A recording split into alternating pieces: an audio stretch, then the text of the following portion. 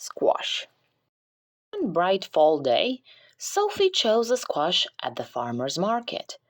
Her parents planned to serve it for supper, but Sophie had other ideas.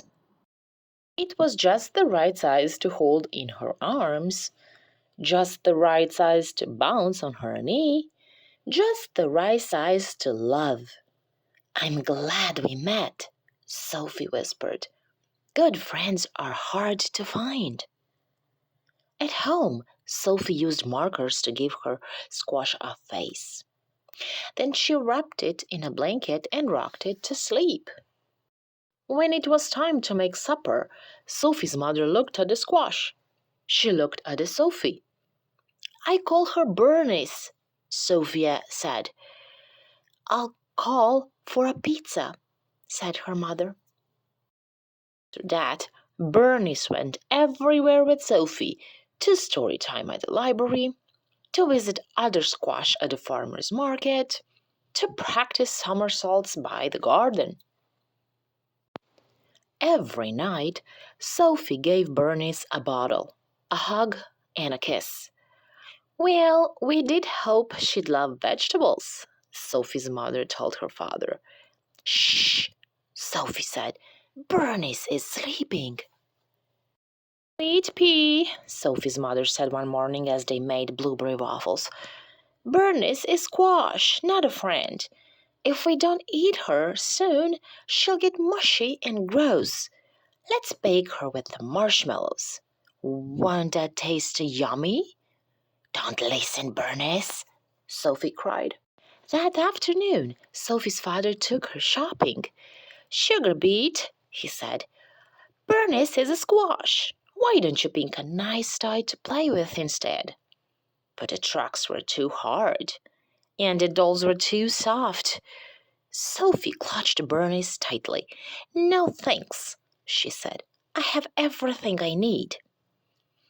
After supper, Sophie's parents called a family meeting. Bernice napped in Sophie's lap. "Why don't we donate Bernice to the food pantry before she rots?" her father suggested. Sophie shook her head. "Bernice will last forever."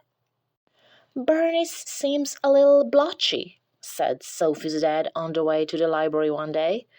"She looks perfect to me," Sophie replied. At story time, some kids pointed and stared. "What's that spotty thing?" a boy asked.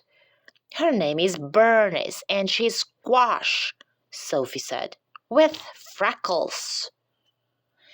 Maybe Bernice should stay home next time," Sophie's mom suggested. "Why?" Sophie asked. "She wasn't the one being rude." Still, as winter neared, Sophie noticed changes. Bernice seemed softer, and her somersaults lacked their usual style. "Visiting friends will cheer you up," Sophie said. At the farmer's market, squash were everywhere. Firm, shiny squash. "What keeps a squash healthy?" Sophie asked the farmer. "It's simple, really," he said. "Fresh air, good, clean dirt, a little love." Well, Sophie thought, I have all that. At home, Sophie cleared leaves from Bernice's favorite spot. She made a bed of soft soil, tucked Bernice in, and kissed her good night. "Get better soon," she whispered.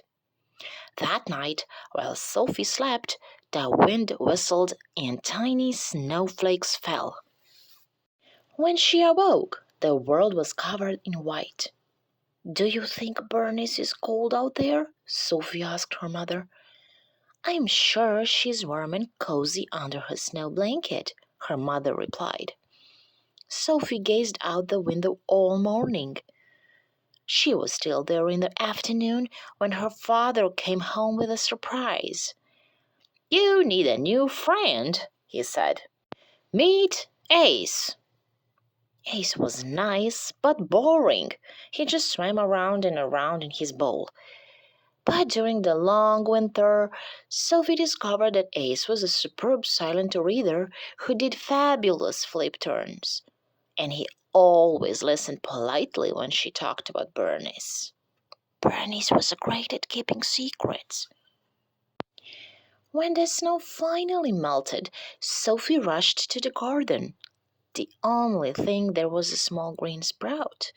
It looked strangely familiar.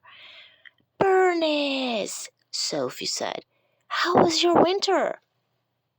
After that, Sophie, Ace, and Bernice ate lunch together every day.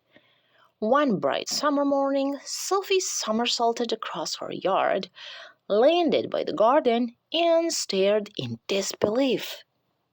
Bernice had grown 2 tiny squash.